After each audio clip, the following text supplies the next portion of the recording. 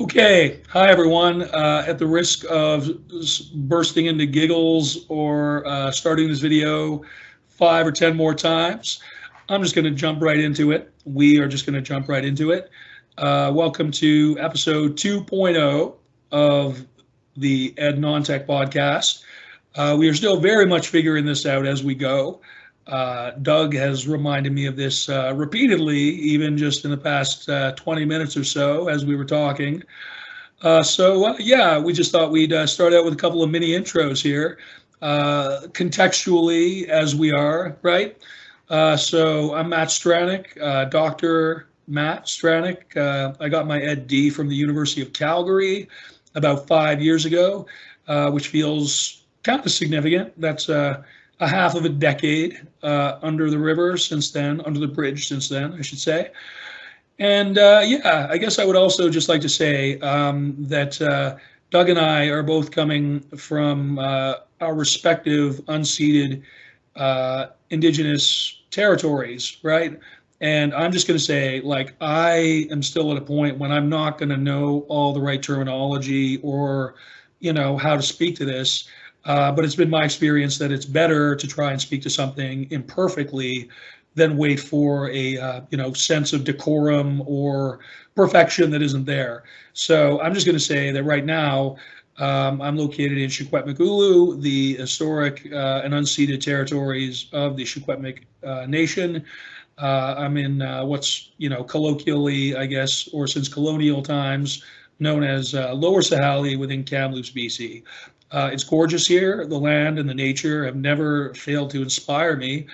And it does, now that I've sort of been here for almost 5 years, it gives me pause to consider, the other coast where I spent almost the first 30 years of my life and where I go back home as often as I can to Fredericton, New Brunswick, which is the home of the Wolastoqiyik.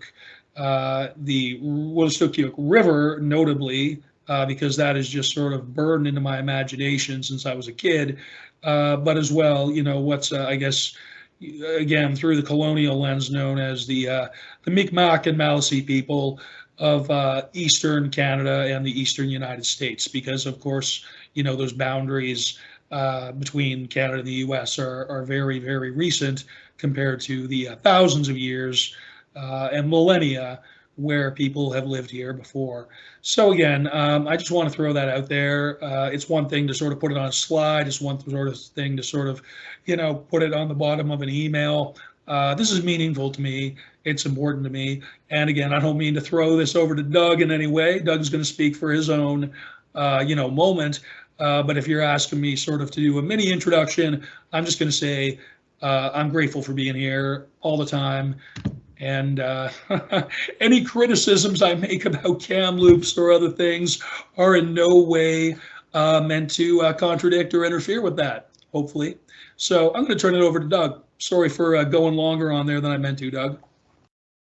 It's all good, Matt. So my name is Dr. Doug Reed.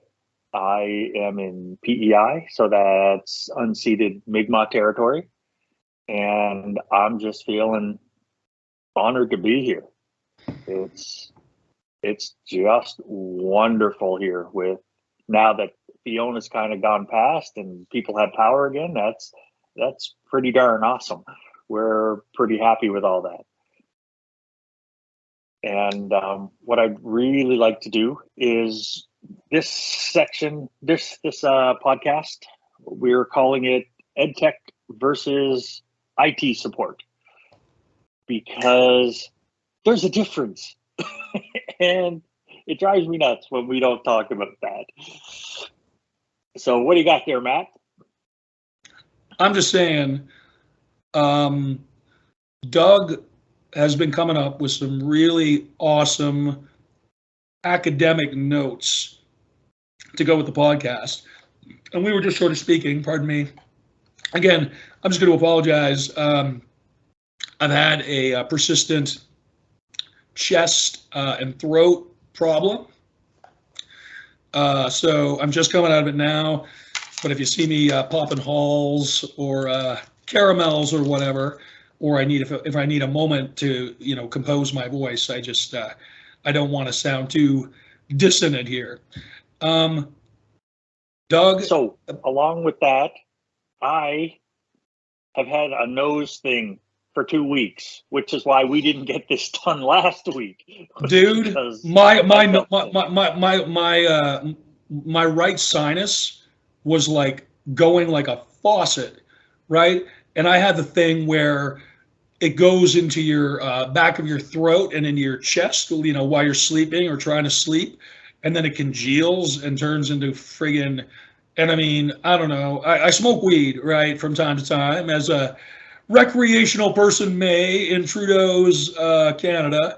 And again, I'm sure that just adds to the level of awfulness. But again, I'm chasing Buckley's with other choice beverages. Did I just describe Buckley's as a beverage? My kids are going to be sad. Not really, but anywho, besides talking about the state of our ill health, which is definitely a maritimer thing, I'd just like to say, Doug, you prepared some excellent notes. You came up with this topic quite some time ago, and we were actually going to speak to it before, but we kind of, the hurricane kind of changed what we intended to do with that. So I'm almost, I mentioned it to Doug beforehand, I would almost incline just to kind of go through here, and I just kind of like to ask Doug some questions about this topic, because he came up with this very evocative notion in the notes, which you'll see on the post that goes with this. And I was gonna actually almost read the whole thing. It's the most awesome Wikipedia thing I've seen in a while. So we're calling this episode, the Vapours, because that's a little bit more, I think, evocative, than what Doug just came up with. And he's pasted in some info here from Wikipedia, and I'll just read a couple sentences as to why I like it so much. The Vapours, mental condition. In archaic usage, the Vapours is a mental, psychological, or physical state such as hysteria, mania, clinical depression, bipolar disorder, lightheadedness, fainting, flush, withdrawal syndrome, mood swings, or PMS, in which a sufferer loses mental focus. Now, I'm just saying, man, I'd be finding it difficult to find somebody, who grows to an adult age who, based on that description, has not experienced the Vapours, in one form or another. So that sort of led me to think that you're thinking about some ambiguity in terms of naming. Excuse me. I refuse to cut out that cough. And just one more point before, dear God, I should let you talk now.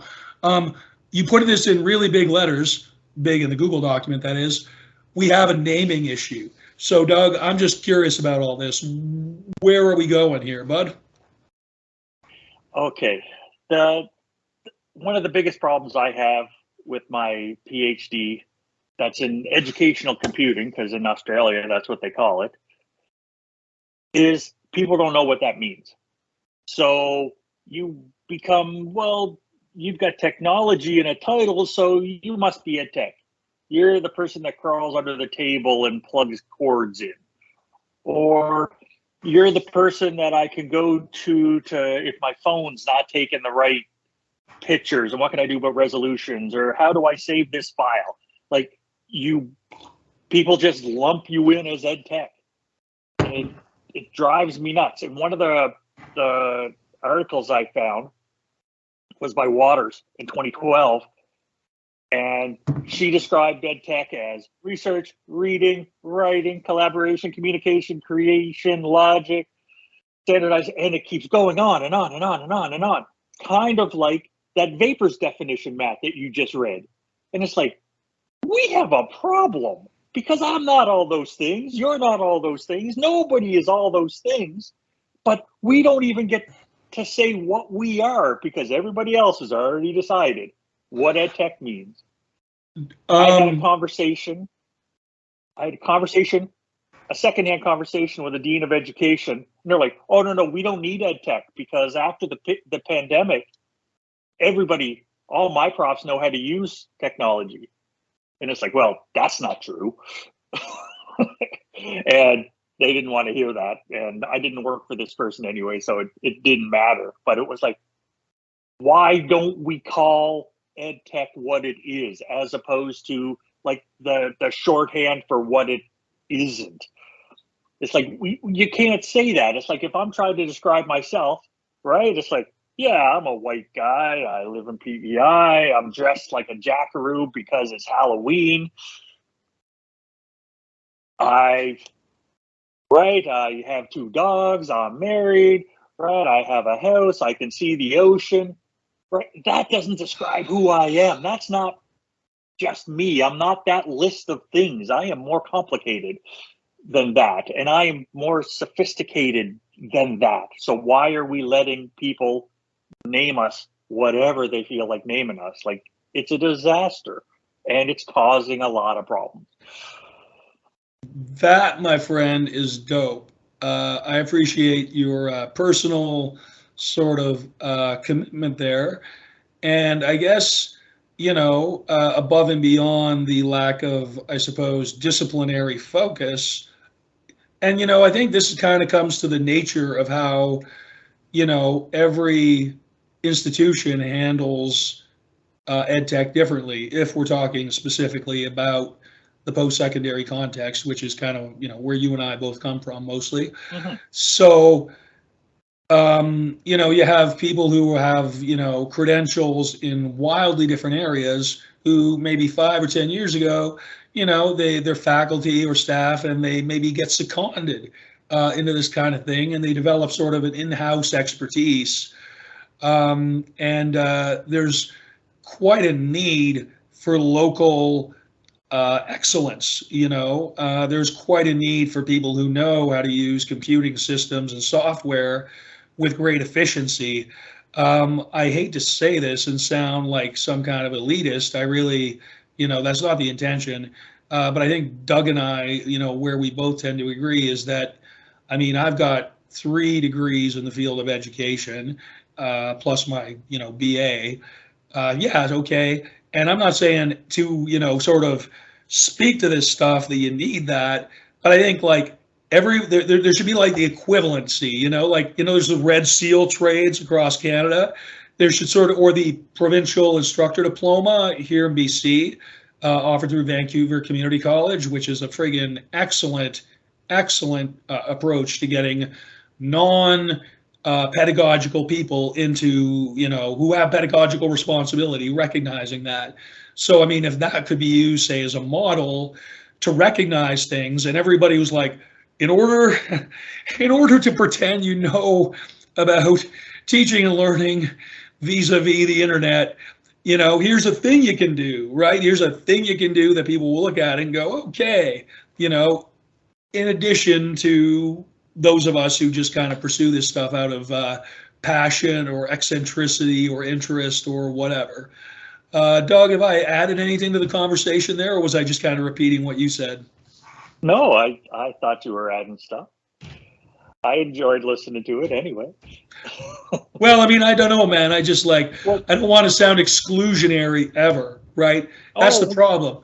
And I know that you don't either. So maybe you can just sort of speak to, what it means for you, like what your experience has been like dealing with things, like sort of over the course of your very long career, how both technology has evolved and how pedagogical approaches have evolved.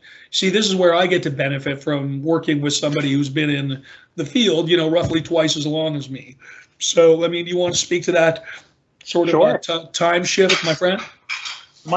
I have 4 degrees as well, which is kind of cool. We both have the BA, and mine's in history. And all the stuff I used to read, because I love history, it was people got the vapors. People died from the vapors.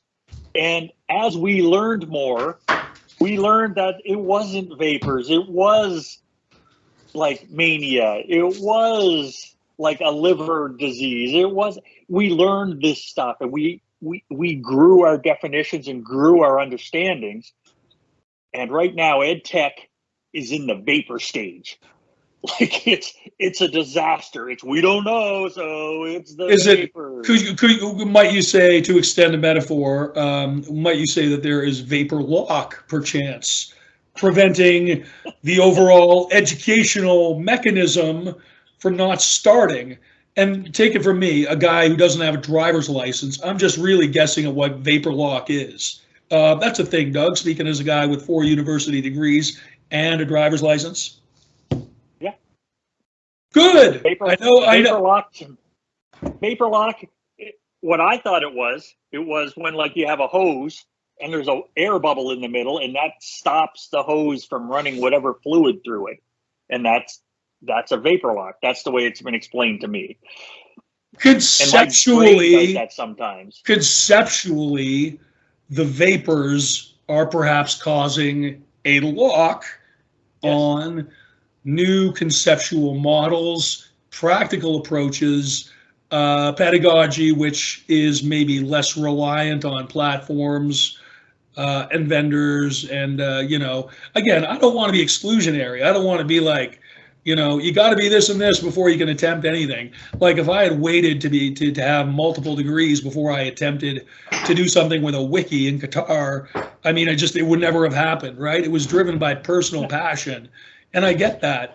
But at the same time, when I was doing that, I did have a B.Ed degree, okay? I had taught for a little while. I have been in a classroom for some amount of time already at that point when I decided to sort of add to my portfolio or get more specialized or whatever you want to say, right?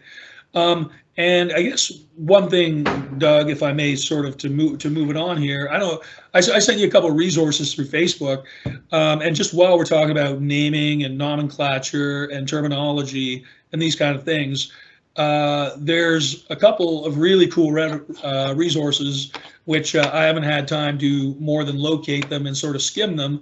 One of them's Martin Weller from the Open University of the UK. And he has a book out, an ebook, freely available through Athabasca University Press, Metaphors of EdTech.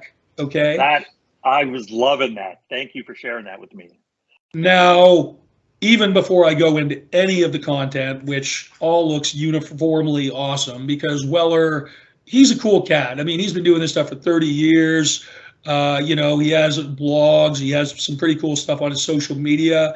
And just, 2 or 3 years ago, he did his 25 years of ed tech, which had a really excellent package of supplemental podcasts and blogs and all this awesome stuff, notably through BC Campus. So I guess I don't even want to speak to it more than that, except to hear, obviously, whatever you're going to say in a moment. But I will say my only real question for Martin Weller, if you watch this, which you probably won't, but metaphors of ed tech, okay? I just wonder, why not metaphors for ed tech? Of seems a little passive to me. For seems like, it would have a little bit more activity or agency. So I just wonder about the choice of the intentionality of the choice behind that preposition in the title, whether or not that just makes me a wanker. It probably does. But honestly, so Doug, I mean, before I just kind of ramble even further, did you get a chance to look at that? Because more. Yeah. Okay. So what are your thoughts, dude? I really enjoyed it. I didn't read the whole thing because I only got it a couple of days ago. But what I read was like, this is awesome. This is a book that I wish I had written, right? And that's rare, right? It's like, oh, I love this. The reason why it's of and not for is we're not there yet. Part of our naming issue is the ed tech people aren't doing it. It's the other people that are coming up with it. And that's why it's of and not for. It's the wrong direction. We're still taking all the guidance from the people that aren't in our realm, that don't have our experience. Because part of the big problem for me is some people have an open mindset and they want to learn. They just do, right? And they learn all kinds of stuff, and the more you know, the better it is. And some people have a closed mindset. And sometimes the people with the closed mindsets, they already know everything. And some of these is what I think is leaching into ed tech. the people that are doing the naming and deciding what ed tech is, their minds are shut. They don't want to know. They don't need to know. We're the people that crawl under the desk. Okay. Or we're the people Now, that has the cord to get the floppy disk out of the computer or whatever. I'm loving the verbal flow and I'm loving the conceptual flow here. I guess just to play devil's advocate, I mean, you're referring to they. So the inner critic in me does ask, to have what'll hopefully be a very descriptive delineation of what you mean by they, even though I think I know, but I don't, so I'm prepared to be entertained on that one.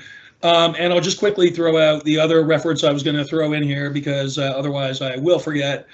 Contact North. Are you familiar with Contact North stuff at all, Doug? Not recently. No, man. I've heard of it before, but it's fine. Okay, it's fine if you don't know about it. It originates in Ontario, and to the best of my knowledge, they're more or less the same consortium of educators and bureaucrats and other people who are involved with eCampus Ontario, which is the equivalent to that would be BC Campus, and in as much as they're both really powerful resources. Anyway, and they're not just resources at all. But anyway, I got the friggin' newsletter just in my Gmail, which is weird because I don't really know about that, but it turned up there, and it had a blog from Tony Bates. Yep. And Tony Bates, again, I shared this with you.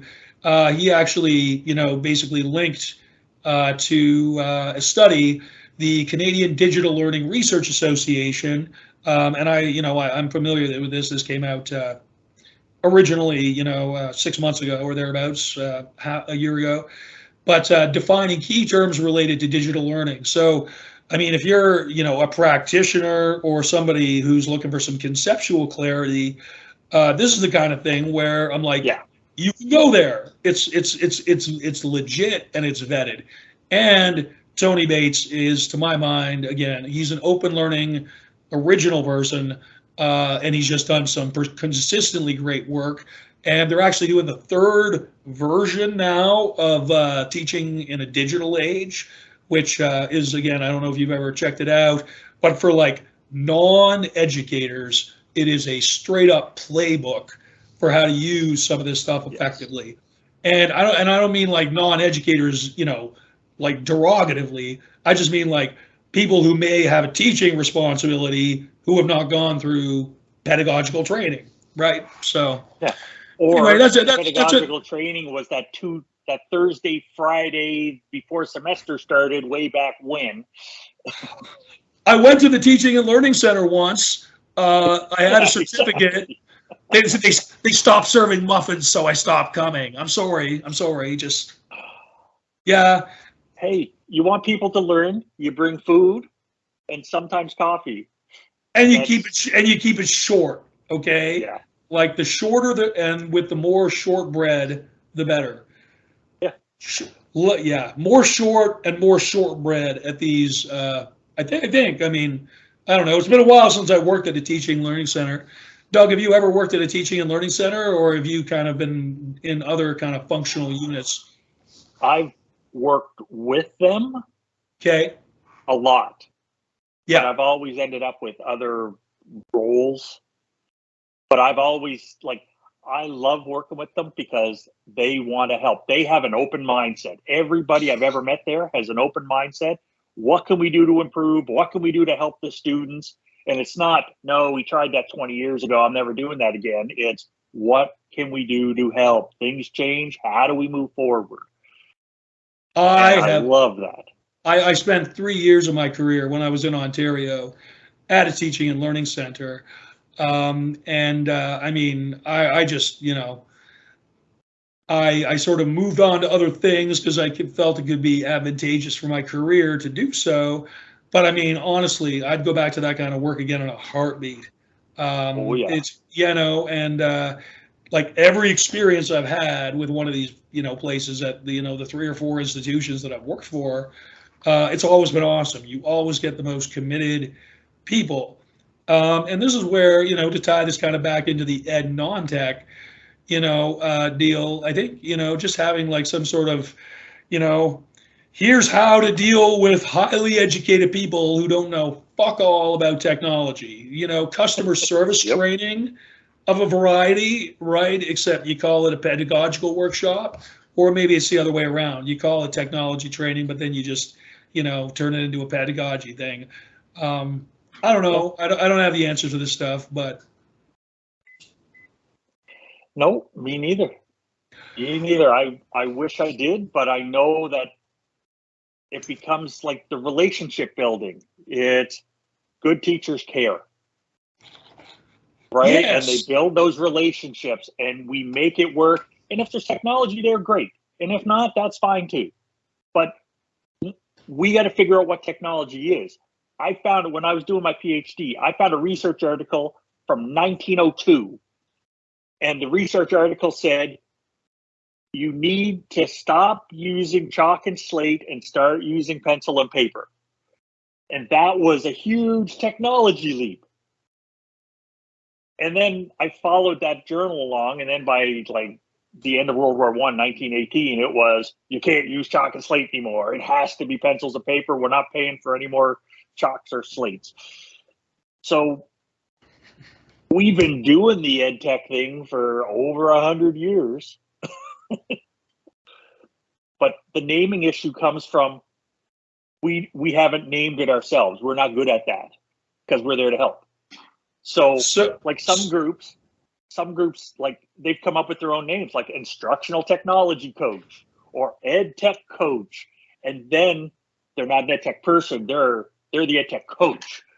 They're not crawling under desks. They're not rebooting your system from their desk, right? They're not sitting and taking control of your monitor to see what you're doing wrong in the LMS, right? They're the coach. They're helping the educators do stuff. Dude, that was a lot to unpack. I know. I noticed that you keep coming kind of back to this. They're climbing under the desks thing, and with all respect to the colleagues who do that, God bless, and we do certainly appreciate that. So but that's IT support. right. That's tech support. That's not ed tech. The ed part is missing. Well, okay. So now, first of all, I think probably if we sort of have anything to offer through this podcast, besides wise cracks and sharp, dressing, I think one of the things we could say is that just straight up, there's a need for conceptual clarity. So I'm just going to sort of turn it around now in terms of other terms for the field, and maybe you can just tell me what you think of them. So, what about learning? What about learning design? What do you think about learning design as a thing? Yeah, I think that needs to happen. Instructional designers have been doing that for decades. Do you distinguish between learning design and instructional design? Yep. Okay, how so? With instructional design. No, that's a good one. Forget it. You teed it up for me. Sorry, you deserve the call for that. I don't mean to throw you under the bus, man. We can even cut this part out. I'm just like, oh well, no, man. What's your opinion? Because I don't have a clue. I'll just preface that. Well, I don't have. No, there's a difference between learning and instruction, right? Instruction has an educator involved. Yeah. Right, and something's being taught, and there's a structure to that where who's in charge here, right? Is it the educator trying to get through a certain amount of curriculum, or is it the person doing the learning, right? And those are two different things. Like I learned plenty without an educator around. A lot of it is Murphy's Law, right? It's like, yeah, I could do everything the wrong way. That's for darn sure. And then I learned not to do it the wrong way. So it's the difference between what learning is and what instruction is. I see them as two different things. Awesome. Two particular things that jump out from that. Your reference to learning, which happens outside of, say, formally accredited or whatever context, that sounds an awful lot like prior learning assessment stuff to me, PLAR.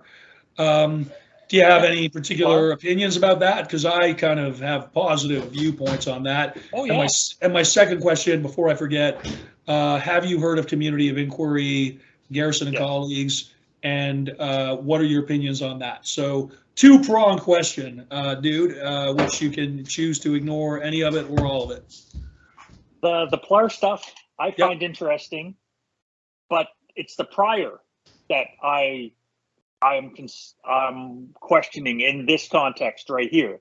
Okay. Because prior means beforehand, right? So what if I'm taking a class and I'm doing whatever, and then I still go learn on my own while this other instruction is happening, right? That's not prior anymore. That's just learning that I picked up at the same time, right? It could be synchronously, but it's who's responsible for the learning and how do I prove that I did the learning? Like, where's that representation happening? And I think PLAR, like in Australia, it's called credential prior learning, CPL. Okay. And I think it's vital, right? I think why are we making people jump through hoops, right? What we want is for them to know a certain thing at the end. I don't care how they get there, as long as they do the learning. That's what matters to me anyway, unless you're a big fan of the piece of paper. Because I know some people that got PhDs just so they could beat people with them. I have a PhD, you have to call me doctor, and you have to do whatever. But yeah, I don't care how they get there as long as people do the learning. Because I find that the more learning that they do, the more open that they are, the better their life can be. And the more you can contribute to society and all those other bigger philosophical things. And the other one, I haven't read Garrison stuff in about 10 years. So I liked it when I read it 10 years ago, but I honestly don't remember it enough now to have a coherent comment on it. It's a Venn diagram that changed my life. And okay. by that I mean facetiously, I do mean it facetiously, but I also mean that's like, the conceptual thing upon which my doctoral work rested. I realized, and this is just, on the side, I'm now past the point, I think, where I am ethically able to destroy the hard copies of my doctoral data, like my data collection, the surveys and stuff. Mm-hmm. The ethics board told me 5 years. My 5 years was up on September 15th. So now it becomes the question, do I want to just hold on to this stuff, or do I want to put it on the patio and ceremoniously set it on fire, right? Blasting loud music and, or something in between, Have you? Once you move a lot, you don't have to worry about that. It's not even ceremonious. It's like, man, this stuff weighs a lot. I'm not so you just shifted into the recycling or whatever.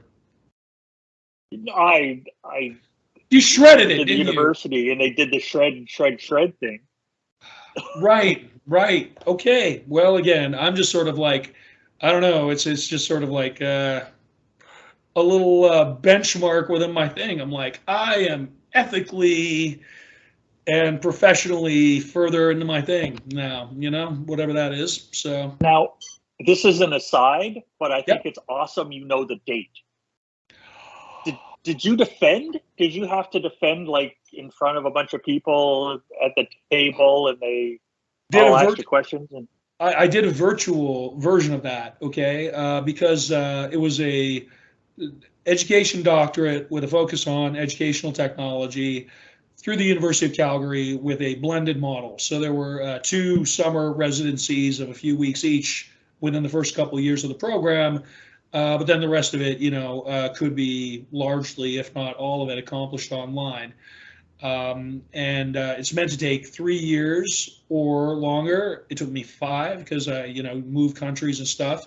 But Life happens, ultimately, yeah. yeah, exactly. But when it came time to defend, they would have had me at the Calgary campus, but I chose because I have a young family and everything.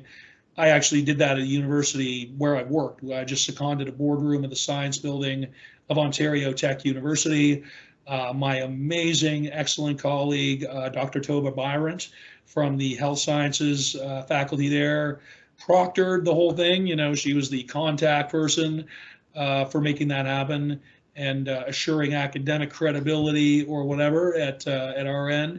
And that's something else too, man. I was working at a teaching and learning center, and Toba is Dr. Bryant is somebody who it's been years later, but she came to the teaching center for some help, and we just developed a long-standing collegial and I guess at this point probably personal friendship. I talked with her as recently as a couple of weeks ago. She sends me stuff sometimes, just asks for my opinion, and we just chat. So again, I think just speaking to things that work well in education are these, one by one kind of personal relationships. And if educators are at that mentality where they engage with students collectively, of course, but as individuals, then maybe, you can sort of move the enterprise forward a little bit more. Now, what's interesting is I don't have a date for mine because in Australia, they don't do that. At my institution, what they did was your research has to stand on its own. They mail it out.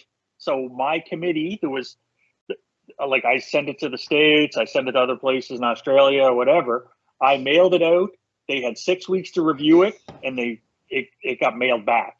I never defended. And when I said, no, isn't it important to defend? My supervisor just looked at me, and he was such a kind man. And he's like, every time you write a paper, are you going to go to that person's house and explain the paper? Or does your writing have to stand for itself? And I was like, wow, that's a different take. So I don't have a date. It's when did the stuff get mailed back? And it was like sometime in December 2004. Well, first of all, I mean, that's a truly distance ed approach. And our Australian colleagues, I mean, it's a small continent, but it's a huge country, right? So, I mean, with a large portion of the population, spread out, and I mean, they've been doing, I think, pretty, innovative and quietly precedent-setting stuff in terms of their distance delivery and ed tech. I don't know, probably get less credit for it than they deserve, and Canadians probably get more credit than we deserve. One thing that we haven't talked about, and I don't know if we'll get to it, Canada being considered, I guess, de facto, one of the leaders in ed tech, in terms of like, people like Dave Cormier, in terms of people like George Siemens, Stephen Downs, and the whole, open and connectivist pedagogy, kind of scholars and practitioners, like, anyway, tons of other people whose names I should be remembering right now. But, one factor of it is that Canada is just so friggin' ginormous. And how do you accomplish learning, via distance in that kind of setting? So, again, I didn't know until 10 minutes ago or 15 minutes ago, Doug, that you had your degree in history, because that's super interesting to me. My younger kid is actually going through a whole history thing right now where he's asking me very sophisticated questions about World War II strategies. And I'm like, please send this to your grandfather who knows more than me and cares more about it than me. So I appreciate now how that's kind of informing the perspective. I'm an English major and a reformed English teacher. So, I mean, that explains, I think, a lot of my narrative friggin' affections or affectations, right? So anyways, difference between ed tech and instructional support. We have a naming issue. I'm just going to go back to your notes here. Not that I'm enjoying. Now one thing I'm going to tie together is we got the Vapours at the beginning describing all the stuff internally. You described how cold you were and how stuff was in your throat and in your lungs and everything. Yep. And I found a quote where it's like, ed tech is frequently a congealed form of a flawed idea.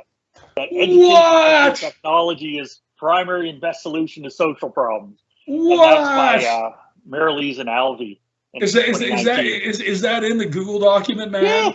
Yeah. It's like congealed is such a great word for what we're dealing with. And you can ask my son, who you can't quite see here. Like, I've been just, the congealedness has been defining. Anyway, congealed. So what? And the back and forth, like the metaphors of ed tech, metaphors for ed tech.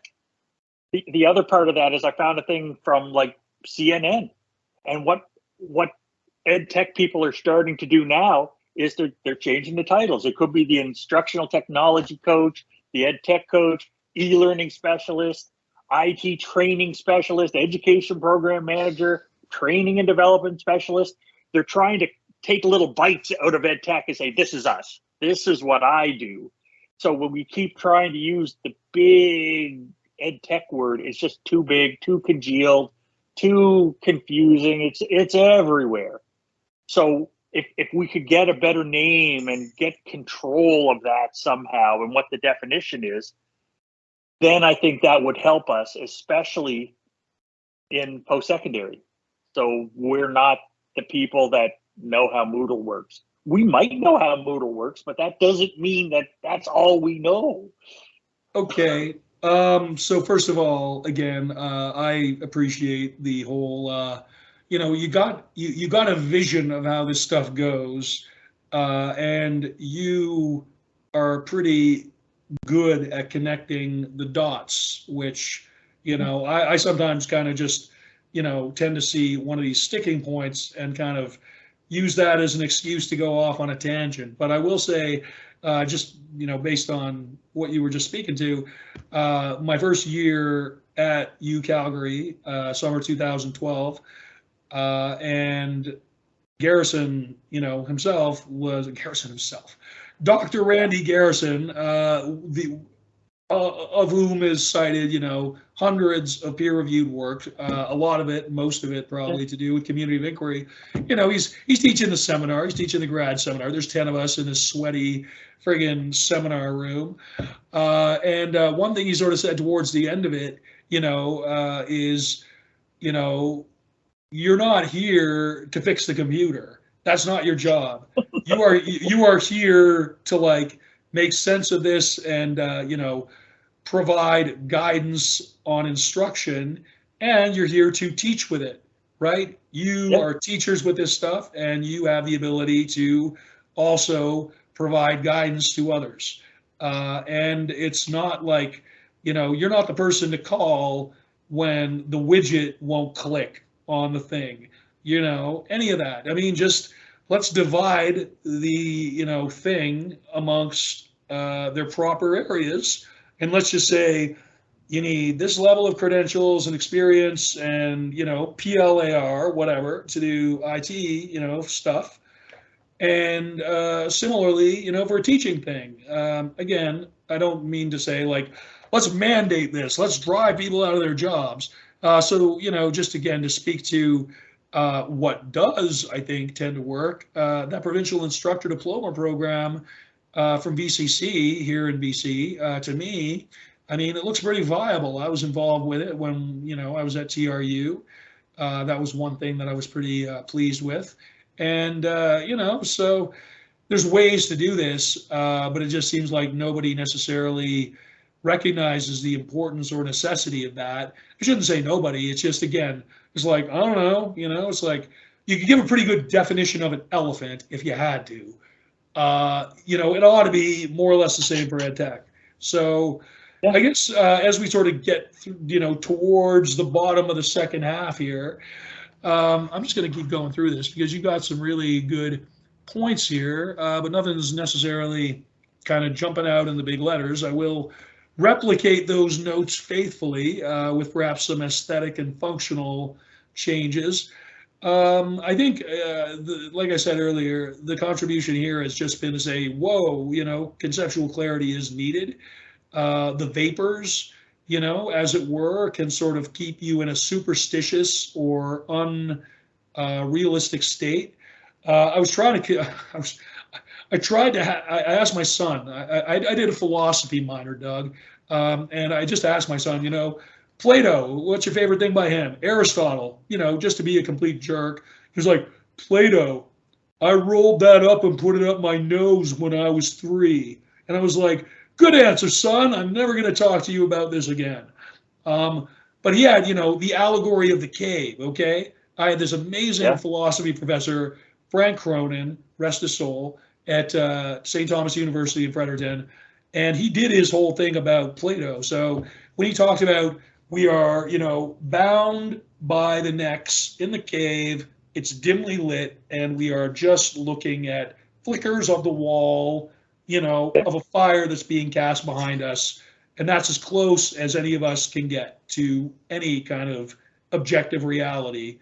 And the poor bastard who actually broke away and got out of the sun immediately just went blind because, he's never been out there before. So, or they have never been out there before.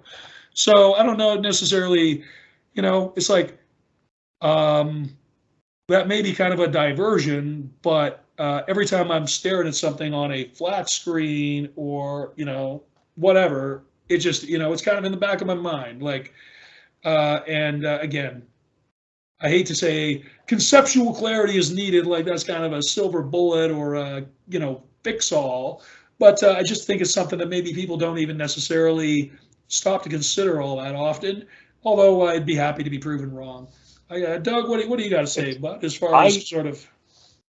I like to get to the root of situations. And yeah, conceptual clarity would go a long way to sorting out these preconceived notions and the confusion that floats around out there.